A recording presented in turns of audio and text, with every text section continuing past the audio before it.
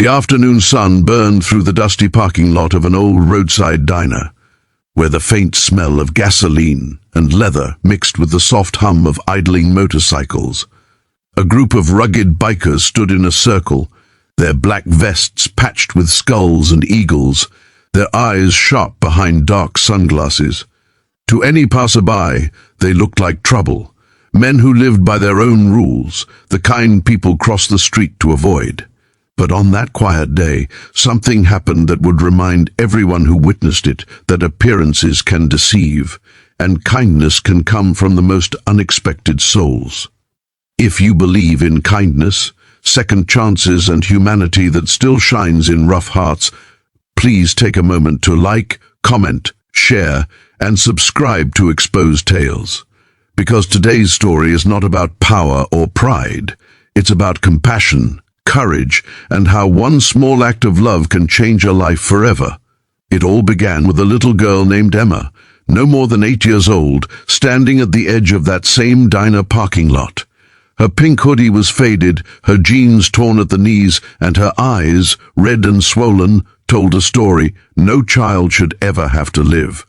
Beside her stood a skinny golden Labrador, its ribs faintly visible beneath a dusty coat. Emma clutched its collar tightly, her small hands trembling. The dog looked up at her as if it understood every word she wasn't saying, as if it knew that this moment was the hardest decision she had ever made. The bikers were preparing to leave after a long ride, engines revving, laughter echoing, when one of them, a tall man with a grey beard and arms full of tattoos, noticed her. His name was Bear, leader of the Iron Sons Motorcycle Club.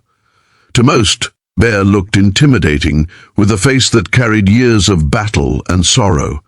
But when he saw Emma's trembling figure and that hungry dog beside her, something inside him shifted.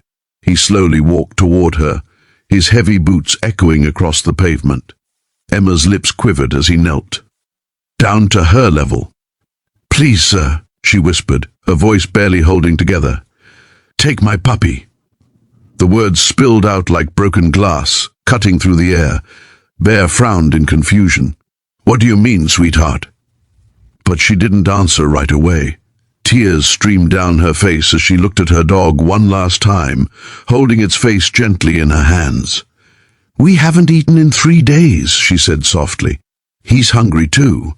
Maybe you can take care of him better than I can." Silence fell over the parking lot.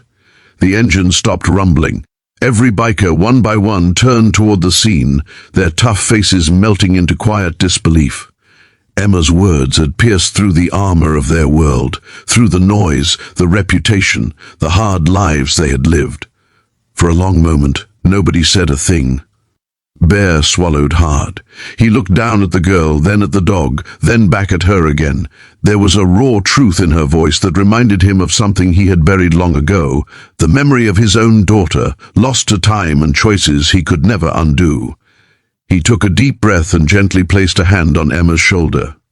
"You keep your dog, sweetheart," he said quietly. "We'll take care of you both." But Emma only shook her head. "No, sir," she said, her tears falling harder. "He deserves to eat. I can't even give him that." The words hit Bear like a hammer. He stood up slowly and turned to his crew. Without saying a word, he made a small gesture.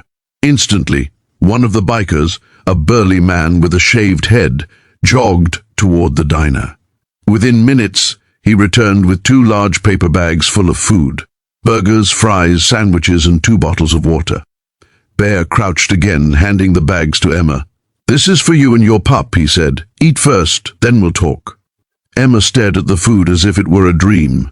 Her hands shook as she took the bag, whispering a thank you. She tore a piece of burger and gave it to her dog, who wagged its tail weakly before devouring it. Watching her feed the animal before herself made every biker's throat tighten. Bear turned away, blinking hard against the emotion burning behind his eyes. When she finally began to eat, Bear gently asked her where her parents were. That's when the truth came out slowly, painfully. Emma and her mother had been living in an old car parked behind a closed gas station since her dad had left months ago. Her mom was sick, too weak to work. and they had been surviving on scraps and kindness from strangers. But lately, even that had run out. The night before, Emma had walked miles with her dog, hoping someone, anyone, would help. Bear stood still for a moment, staring at the horizon as the sun dipped lower, painting the sky in orange and gold. Then he turned back to his crew. "Boys," he said, his voice thick but steady, "looks like we've got a job to do." Within minutes, the Iron Sons transformed from a rough biker gang into an army of compassion. They filled their saddlebags with food, water, and supplies from the diner. Two of them followed Emma to the spot where her mother was resting, a frail woman sitting inside an old sedan, her eyes hollow but kind. When she saw the bikers approaching, she panicked, thinking they were trouble, but Emma ran forward and hugged her. "Mom, it's okay! They're helping us!" Bear approached her slowly, removing his sunglasses. "Ma'am," he said gently, "I'm Bear. We're not here to scare you. Your little girl's got more courage than most men I've met. You don't have to go through this alone." The woman tried to speak, but her voice broke into sobs. Bear placed a hand on the car door and promised her they would take care of everything. That evening, the bikers towed the broken-down car to a nearby garage owned by one of their members. They paid for repairs, filled the tank, and even arranged for a motel room nearby. One of them went to a local pharmacy to get medicine for Emma's mother. Another brought blankets and dog food. For the first time in weeks, Emma and her mother slept on clean sheets, with warm food in their bellies and the sound of their dog snoring softly at their feet. Bear sat in his truck outside, smoking quietly, thinking about his own daughter. She would have been Emma's age now. He thought about all the wrong turns he had taken, all the bridges he had burned. Helping this little girl felt like a chance to make peace with the ghosts of his past. Over the next few days, the bikers kept visiting. They brought groceries, fixed the car completely, and even found a small rental home for Emma's family. They paid the first few months' rent in advance and stocked the pantry with food. But more than that, they gave Emma something she had lost long ago: hope. One morning, Bear arrived with a small pink bicycle, polished and shining like new. Emma's eyes lit up the moment she saw it. "Is this for me?" she gasped. Bear nodded. "Every kid deserves a ride," he said. She ran up and hugged him, tears streaming down her cheeks again. But this time, they were tears of joy. The Iron Sons became regular visitors at Emma's new home. They helped her mom find part-time work at a local diner, and Bear often dropped by to check if she was doing okay. The rough men with tattoos and leather vests had turned into unlikely guardian angels, always watching out for the little girl who had once offered to give away her only friend to survive. Weeks turned into months. Emma's mother regained her health slowly, and their lives began to rebuild. The dog, now well-fed and healthy, followed the bikers around whenever they came, wagging its tail like it knew these men were family. One Sunday evening, as the sun dipped behind the horizon, Emma's mom called Bear outside. She handed him a small envelope. Inside was a handwritten note that read, "You didn't just feed us. You reminded us that the world still has good people in it. Thank you for giving us back our faith." Bear folded the letter carefully, his eyes misty. "You don't owe us anything," he said softly. "Just promise me one thing. When life gets better, help someone else who needs it. That's how you pay it forward."